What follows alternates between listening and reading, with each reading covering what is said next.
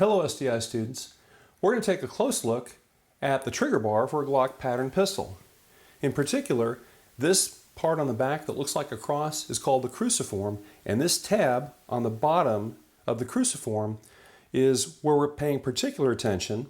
This is what comes into contact with the lug on the striker, and when you pull the trigger, this is what drives the striker to the rear, compressing that striker spring, and as the trigger bar moves to the back, this curved portion here comes into contact with a protrusion on the back of the connector bar, and that causes the trigger bar to descend out of contact with the striker lug, releasing the striker, which under spring tension is driven forward, causes the firing pin to strike the primer, the pistol fires. That's the way these Glock pattern pistols work.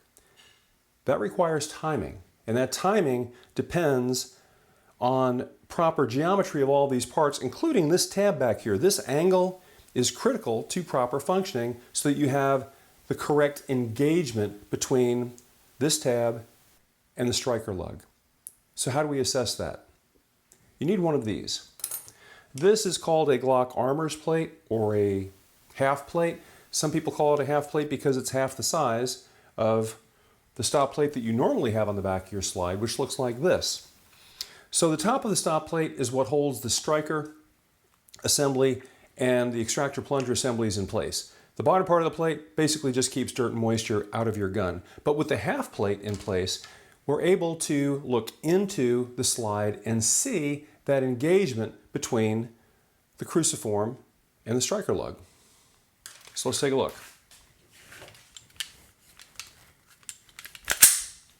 So the best way I found to do this is to use a flashlight. And shining this light into the back through that little window, I can see the back of the striker lug, and I can see the tab on that cruciform, and as I pull the trigger, I can look at the engagement. Now Glock says this engagement should be 80 to 100%. I'm not real good at assigning a number to this, but as I pull the trigger, I can see the cruciform start to go down, and this gives me a really good look at how much engagement there is. And I can see there is plenty of engagement. This is what I'm accustomed to seeing. This looks right. I pull it the rest of the way back, releases the striker, so we're good to go. But what if that engagement is not correct? What would that look like, and what kind of a problem could that cause? If the tab on the cruciform is bent up, you're going to have more engagement. And when you look through the back of the slide, you're going to have a hard time seeing that cruciform because it's going to be pretty well hidden behind the striker lug. When you pull the trigger and that cruciform descends, it's not going to come out of engagement with the striker lug, which means it's not going to fire. The gun won't function. If it's bent the other way, if you have this cruciform tab bent down, you're going to have less engagement. So when you look through the back of the slide, you're going to see a lot of that cruciform tab, and you're going to notice it's not holding very much of the striker lug. And when you pull the trigger, you're going to notice it's going to release the striker early, before it's had a chance to compress that striker spring enough to provide the power needed to fire that round. Again, not going to function. If that engagement is weak enough, it's possible that it might just slip off if the gun is bumped. Does that mean it's going to fire? No, and for two reasons. Number one, again, there's not going to be enough spring pressure to be able to fire that round. And number two, there's a firing pin block, and if the trigger is not pulled, the firing pin block is going to prevent it from firing anyway. Okay, so we have a bent tab on a cruciform. What are we going to do about that? Time to buy a new trigger bar. And honestly, that would be my recommendation. You can fix this by bending it back into specifications, and I'm going to show you how to do that. But honestly, it's a $20 part. Smartest thing to do is just install a new trigger bar. But that being said, let's go bend up some cruciforms. Okay, so here we are with our deformed cruciform. And before we get to work bending this, let's compare it to one that's in specifications. So I have a brand new trigger bar here. And obviously, if I have a brand new trigger bar, why don't I put that in the gun? But I think it's very educational to look at the difference between one that's out of spec and one that's in spec. It's pretty interesting. So if we look at the one that's correct, you'll notice that The tab on the back comes almost straight off the back of the cruciform and with a very slight bend up. The one that's out of spec, if we look at that one, that too comes back with a slight bend up, well, a little more of a bend up. And it's obvious looking at the two side by side, but the difference really isn't that much. And it's kind of interesting just how little it takes to put this gun out of service by having that bent up too much. But we're going to bend this back. So I like to use a vise. You can do this with pliers, but I think the vise gives me more control.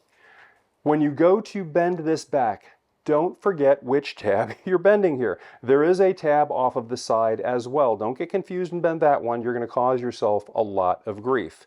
So the one on the back, I'm going to put that in the vise. I like to use this part here, the part that runs into the connector bar. I put that on the side to keep things nice and straight. Cinch that down good and tight. Okay, that looks pretty straight. Now, we want to make sure we go the right direction here. Don't get confused and bend it the wrong way. You're going to make things worse. This is also a good time to talk about finesse. And I know you've heard about finesse. It's been mentioned before. Don't be heavy-handed here. Remember that game that you learned when you were a kid that you could take a piece of metal and if you bend it in one direction and then bend it in the other direction and then pretty soon it gets easier and next thing you know, it snaps. We don't want to do that here, okay? We just want to bend this in one direction, one time, and better to have it not enough and have to come back and bend a little more than to go too far back and then we're playing that game. So finesse, easy does it. And also remember which way you're going. So this is bent up, so we want to bend that tab down just a little bit. It helps for me to kind of visualize the pistol here, and I think of the slide and the muzzle over here and the handle over here. So if it's bent up, in order to bend it down, I need to pull this towards me. If I wanted to bend it up, I would push it away from me. So we're just going to give this one solid pull and take a look. Okay. I think it needs a little bit more.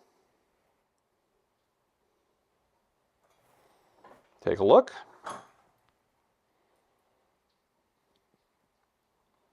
Okay, just a little bit more I think, and we'll be there.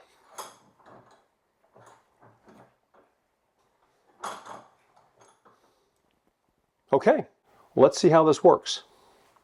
Okay, so I reinstalled the trigger bar into my Glock pattern pistol, PSA dagger, and it functions fine. In fact, I think I have a little better engagement than it did originally, but it seems to function just fine. Pull the trigger all the way to the rear and it releases the striker. So very interesting here. I was bending this down to try to show what it looks like with too little engagement, and I bent it a bit and it still functioned. I bent it a little bit more and look, it will not even engage. You can see the cruciform is below the striker lug and you can cycle that all day long. It's not grabbing, it's not engaging the striker lug at all. So I was trying to get a look, I was trying to get it to just barely hold on, but it doesn't take much. There's just a very narrow margin between functioning and completely disconnected here. So I'll try to bend it again, see if I can get a limited engagement on this to show you what that looks like.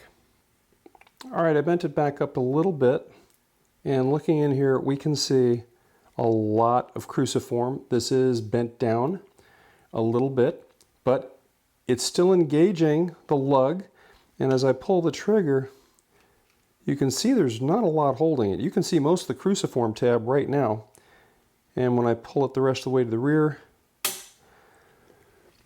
I don't know, I'd be curious to take this out and shoot it and see if that is enough to set off a round, but it's got to be releasing early. This is one of those reasons we have the inspection plate. This is not something you're going to feel. Okay, this is exactly what I was trying to do here. I tried to bend that cruciform into a position where the striker lug would slip off of its engagement with the cruciform, and that's what's happening here. It's happening intermittently. When I cycle the slide, sometimes the cruciform is hanging on to the striker lug and sometimes it's just slipping off. I cycled the action and it did not capture the lug. See if I can do that again. And I was able to do that again, over and over again. It turned out that about every second or third time I cycled the slide, it just slipped off. The striker lug slipped off of the cruciform, and that's what you're seeing here. And that concludes our look at the trigger bar for your Glock pattern pistol. As always, if you have any questions, reach out to your instructor.